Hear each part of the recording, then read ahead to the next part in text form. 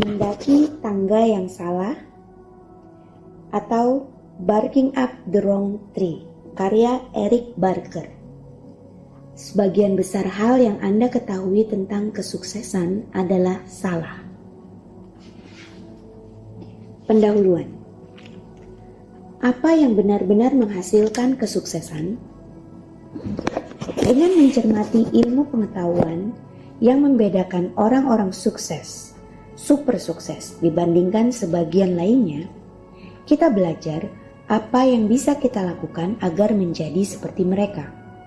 Dan pada beberapa kasus menemukan mengapa ada baiknya kita tidak seperti mereka. 2 orang pria meninggal ketika mencoba melakukan. Outside Magazine menyatakan bahwa Race Across America adalah lomba ketahanan paling keras yang tidak ada tandingannya. Para pesepeda berkendara lebih dari 3.000 mil dalam waktu kurang dari 12 hari, mulai dari San Diego ke Atlantic City. Beberapa orang mungkin berpikir, oh, itu seperti Tour de France. Tidak, mereka keliru. Tour de France dibagi menjadi beberapa tahap. Ada rehat. Race Across America atau RAAM tidak pernah berhenti. Setiap menit yang digunakan oleh pesepeda untuk tidur, istirahat, atau melakukan apa saja selain mengayuh sepeda adalah menit yang bisa digunakan oleh pesaingnya untuk mengalahkannya. Rata-rata pesepeda hanya tidur 3 jam per malam, itu pun dengan enggan. 4 hari setelah lomba dimulai, para pesepeda di garis depan harus berdebat kapan mereka akan istirahat. Dengan adanya persaingan yang begitu ketat, dengan jarak masing-masing sekitar 1 jam, keputusan mereka sangat berat, menimbang bahwa mereka akan dilewati sehingga mereka harus mengejar kembali posisinya.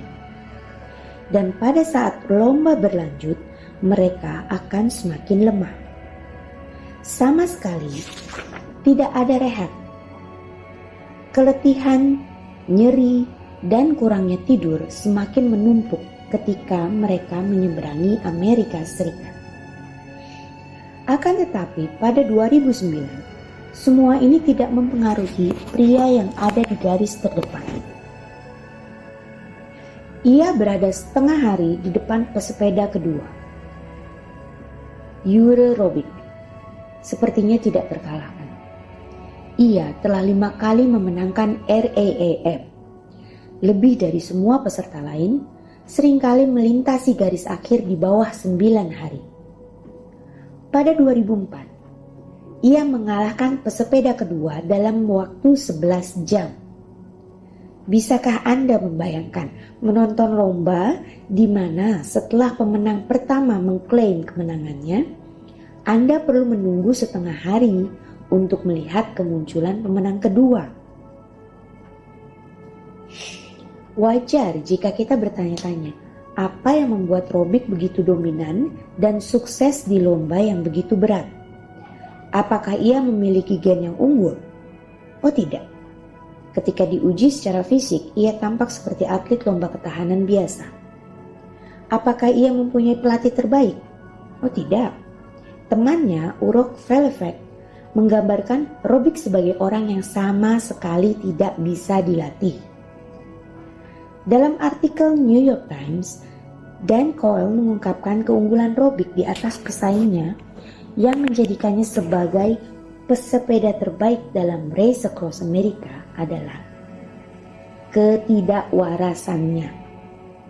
Ini bukanlah cara yang berlebihan untuk mengatakan bahwa ia adalah orang yang ekstrim. Ini adalah cara harfiah untuk mengatakan bahwa ketika Robic mengayuh sepedanya, ia benar-benar kehilangan kewarasannya.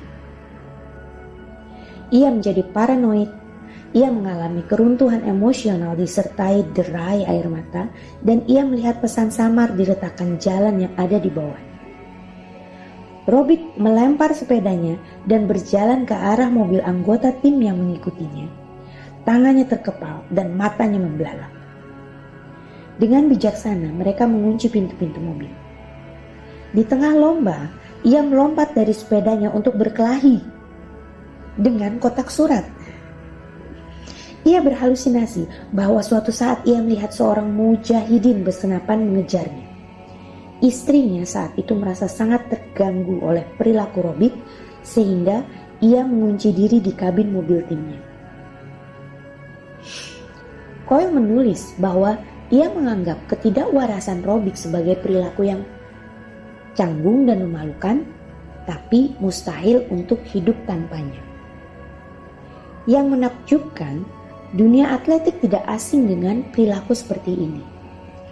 Pada tahun 1800-an, ilmuwan seperti Philippe Petit dan Auguste Bier mencatat bahwa pikiran yang tidak waras bisa membantu atlet mengacuhkan nyeri dan mendorong tubuhnya lebih jauh dari batas wajar yang konservatif. Saya tidak tahu bagaimana dengan Anda. Tapi konselor pembimbing saya di SMA tidak pernah memberitahu bahwa halusinasi, menyerang kotak surat, dan ketidakwarasan yang dianggap umum sangatlah penting, bahkan vital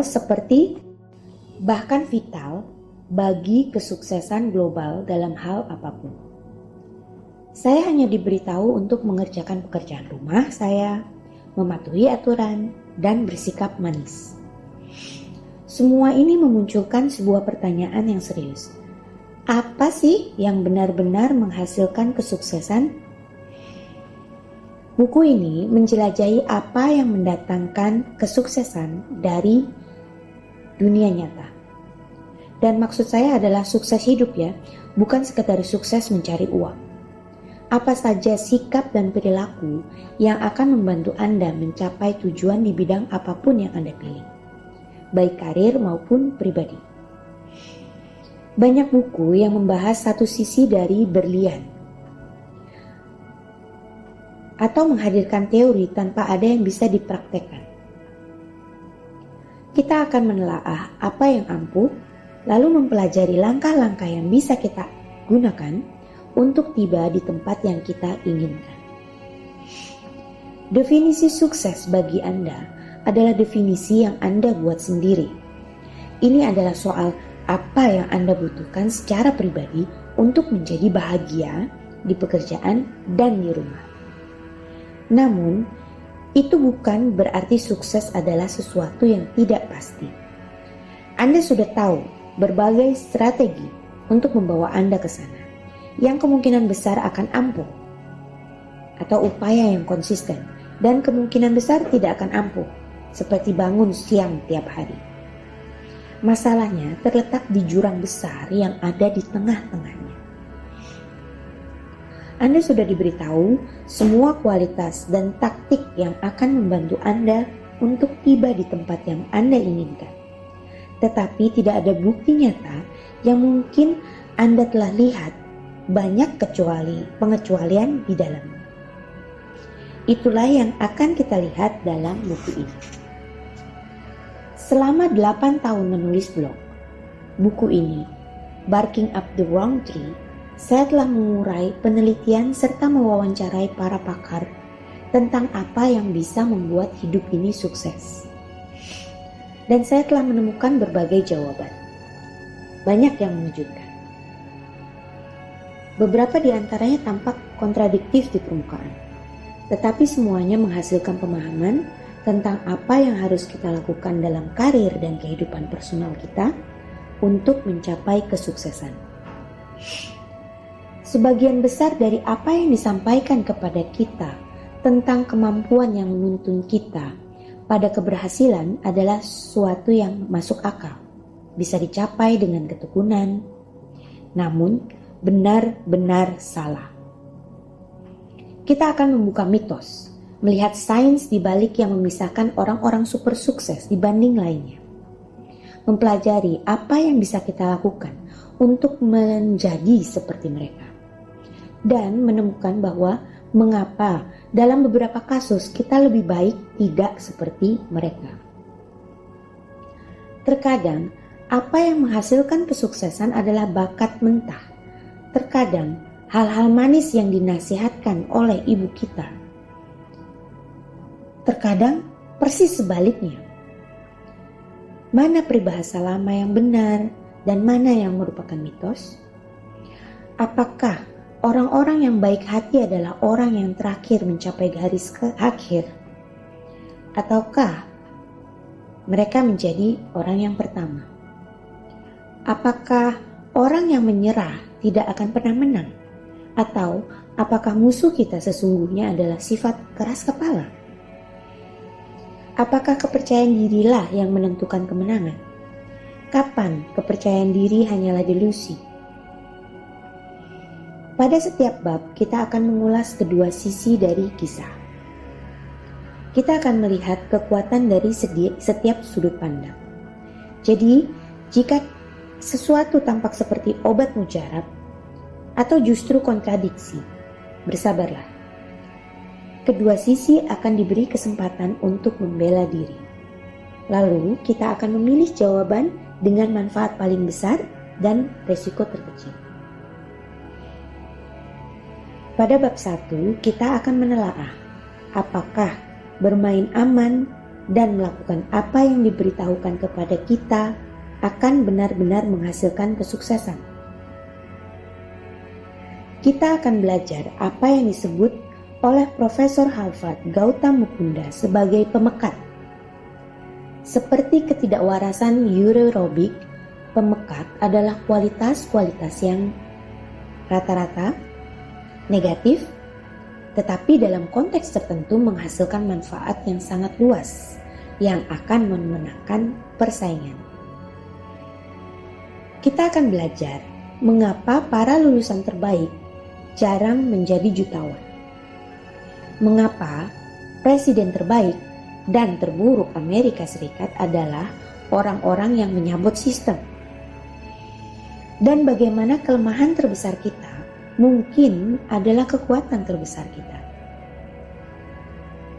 Pada bab 2, kita akan mengetahui ketika orang-orang yang baik hati terlebih dahulu mencapai garis akhir, seperti ketika Machiavelli benar soal uang. Kita akan bicara dengan seorang profesor dari Wharton School yang percaya pada bisnis bela rasa dan kedermawanan. Dan seorang guru di Stanford yang risetnya menunjukkan bahwa kerja keras itu terlalu dibesar-besarkan. Dan menjilat atasanlah yang bisa menghasilkan promosi. Kita akan menelaah kelompok bajak laut dan narapidana untuk melihat aturan yang bahkan diikuti oleh para pelanggar aturan. Dan menemukan cara mencapai keseimbangan antara bergerak maju secara ambisius dan bisa tidur nyenyak di malam hari. Pada bab 3, kita akan menyelam ke dalam pelatihan Angkatan Laut Amerika dan menjelajahi sains dari keteguhan atau grit dan kelenturan atau resilience. Kita akan bicara dengan seorang PhD bidang ekonomi untuk memperhitungkan saat terbaik untuk menggandakan upaya dan kapan harus menyerah. Para master kungfu akan mengajari kita tentang kapan menyerah adalah sebuah gagasan yang bagus. Dan kita akan mempelajari sebuah kata konyol yang bisa membantu memutuskan kapan kita perlu bertahan dan kapan kita perlu menyerah. Bab 4 akan mengupas apakah itu adalah apa yang Anda ketahui atau siapa yang Anda kenal. Kita akan melihat bagaimana karyawan yang memiliki jaringan yang paling luas seringkali menjadi karyawan yang paling produktif. Tetapi, para pakar besar mengkategorikan dirinya sebagai introvert, termasuk 90% atlet terbaik. Kita akan mendapat pemahaman dari orang yang memiliki jaringan paling luas di Silicon Valley dan belajar membangun jaringan tanpa merasa menjadi curang.